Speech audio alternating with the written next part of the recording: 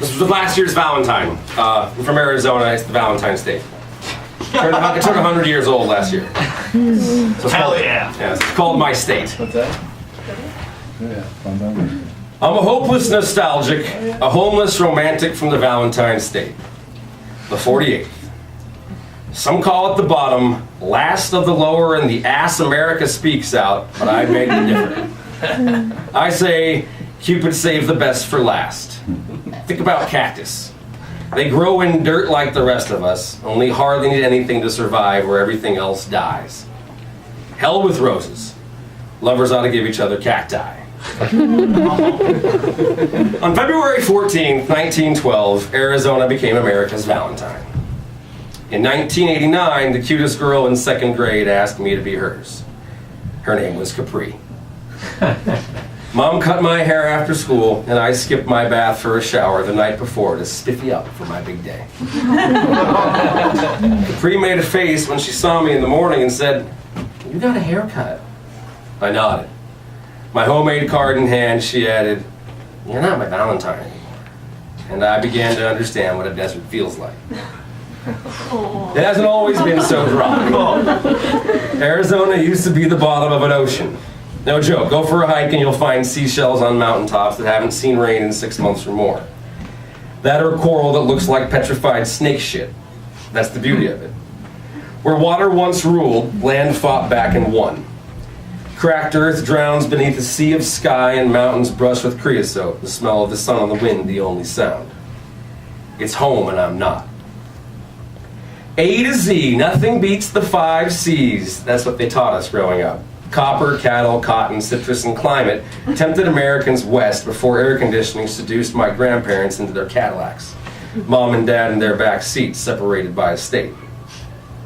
They met in high school, had my brother, who I'm glad to have here. Bought 3 bedrooms with a nice backyard, then I was born. Copper mines dried up as suburbs poached ranches, cut cotton, and squeezed citrus into roadside planters. More people need more water, and people need the water more, even if they waste it.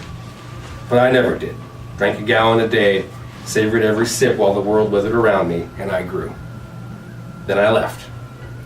From the Valley of the Sun to the Big Shitty. Traded the 5 C's for every letter in the alphabet. Started writing to remember. Now whenever I go back, I see what I've forgotten. Cactus forests crumble where memories took root, and I'm reminded what we have in common. Skeletons, spines, and everything dies.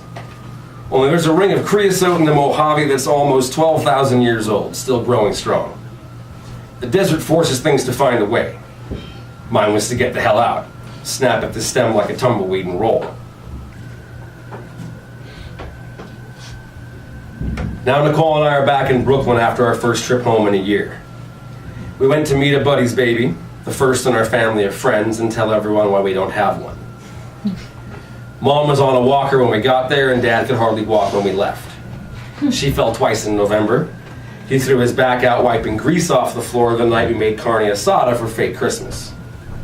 Through it all, I ended up learning to accept the fact we might move back, to be patient with Mom, get Dad into a back brace, pick citrus, sit on the patio, slow down and drive 100 miles a day, reminisce about the future with my wife beside me, stretch out and enjoy the space and quiet of the state I was born in.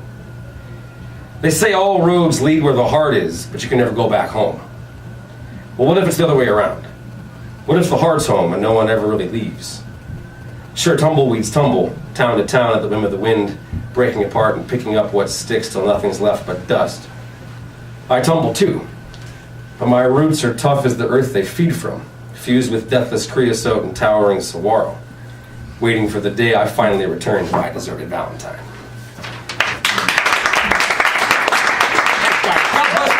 Apocalyptic.